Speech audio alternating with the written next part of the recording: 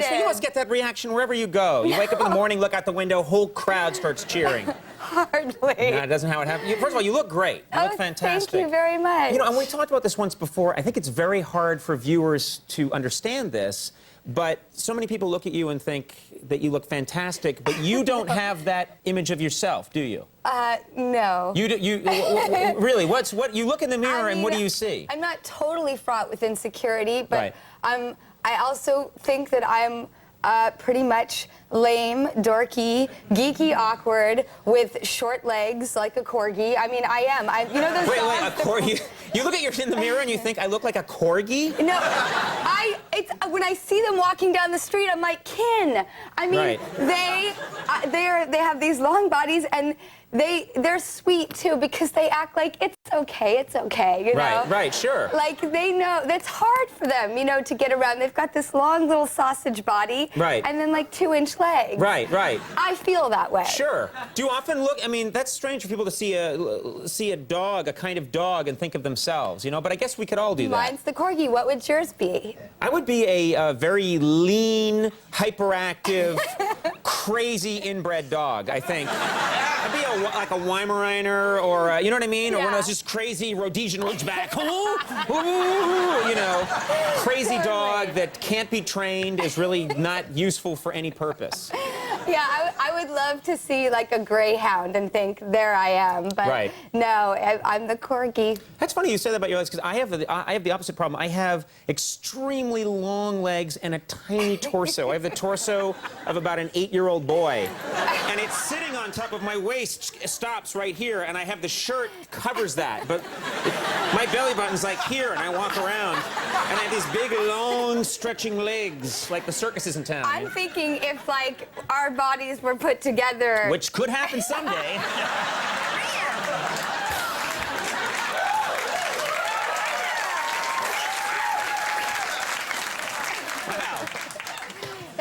If anyone's trying to learn how to do a celebrity interview and they're watching this, this is not the way to do it. Then you hiss at each other like cats. Interesting. I like it when you do that. I do too. You have problems with insomnia, I've heard. Is that true? I do. I can't sleep. You can't sleep? It sucks. But yet you laugh when you say it, which makes it seem like it's okay. It's like, and I'm getting like older, so this dark circles are really starting to like show. Like before, it was just evident like inside in the feeling. Now I'm starting to look like the Night of the Living Dead. Like, you know, it's like. God. And I sit there at like 4 in the morning, and I'm like, why can't I sleep? Why? That's so dramatic. That's. You're Charlton Heston. You're Charlton.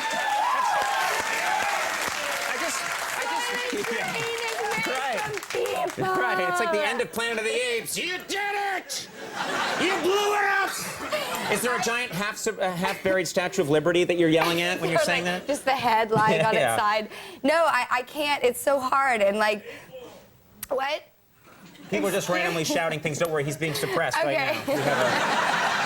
Somebody just came in with a chloroform. Yeah. No, I can't sleep. And, you know, I'll get in bed at like midnight or 1 in the morning, but at like 5, 6 in the morning, I'm still tossing and turning. And I always think, I have to make that phone call. Oh, I should write that letter. Oh, darn it, that scene. No, I should do that costume change in it because blah, blah, blah, blah. And then sometimes it's like random thoughts, like, why does Vanna White always turn the letters to the left instead of the right? You know? And then you're like, but that's not necessary right now. But then you're like, oh, I should just get up and write the letter right now, because then I won't like obsess on it all night and then still have to do it in the morning. Oh, what about that? What about that? And I'm just nuts. So basically, I'm crazy and I'm a workaholic, and I think that has an effect on my insomnia. But my biggest weapon, my greatest tool is a book. When I read, even if I read for 2 hours, eventually I will get to sleep. What I find is I get a really dense, boring book, like on how hydraulics work in a bridge, and I start to read it, and I'm like, I'll be 7 sentences into it. Just make sure the pressure is maintained at a constant, and then I just go out like I did in college at the library, and I wake up in my own drool later on. Oh, I drool, definitely. Once I've finally fallen asleep, I'm like, You know, I have my This is not sexy little talk. spittle. Yeah. I know. And then I drool. Tell me about the drool. I want to make sure we talk about this because you've done something interesting. You extremely successful film career in these big movies, but you took the time to go and make a documentary about why aren't young people seizing the opportunity to vote when it's such an important right. Yes. So this was something that was bothering you, decided to go out and make this documentary. And something I didn't understand myself. I mean, I was the person like at the dinner table that when any political discussion would come up, I'd just start eating my corn like very quietly. And that's tiny corn you were eating, by the way. Baby corn. Yeah. Uh-huh. Anyway, so I was always the person who like clammed up because, you know, a political speak can be very highfalutin, it can be very alienating, and I'm not sure if that's purposeful or that it's just so complex that there's no way to simplify it. But I always felt so daunted and intimidated by the subject. So I didn't have a family that discussed it, and I really didn't go to school, so I just didn't have that intelligence. So it was a subject that I realized I really cared about. And what I learned through filming, and I always wanted to direct, so these two things, the wanting to direct and the voting subject amalgamated, and I started picking up a camera and filming this documentary. What I came to the conclusion was that it's not about politics.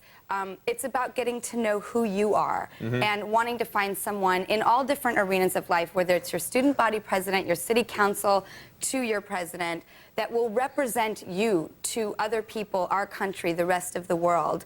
And it was an incredibly enlightening experience because I thought it was something that was fraught with negativity and confusion, and really what it ended up being was something very personal and empowering. And you know, I talked to all these different people, from politicians to comedians to kids, to people who educated me on the history of why it's so important to vote because of what people went through to enable us to have that freedom.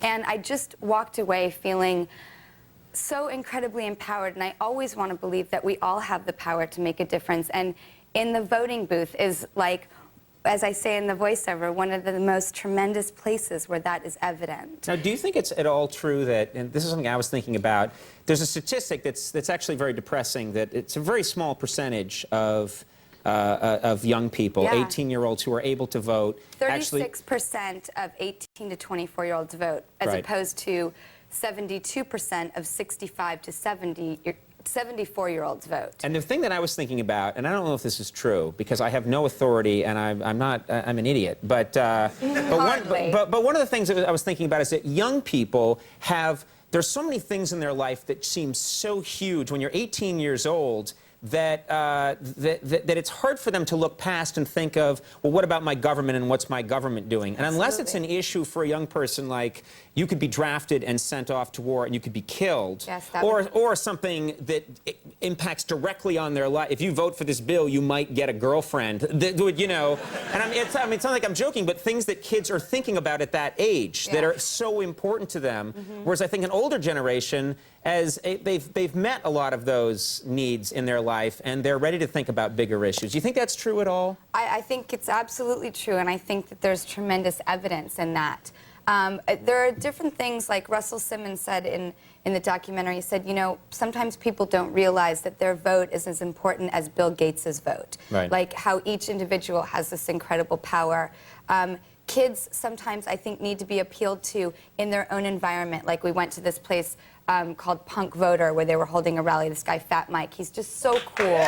He's so awesome. Like, you know, and people who are going, okay, we expect our politicians to be capable, mature, you know, beautiful, able people. So we think that they can't go out there and have a sense of humor and appeal to kids. Yet kids are appealed to on every consumer level we can imagine. But somehow our kids, you know, and I was a kid who didn't vote. I'm just really understanding the profound nature of it now. You know, kids have to realize that they hold all the cards.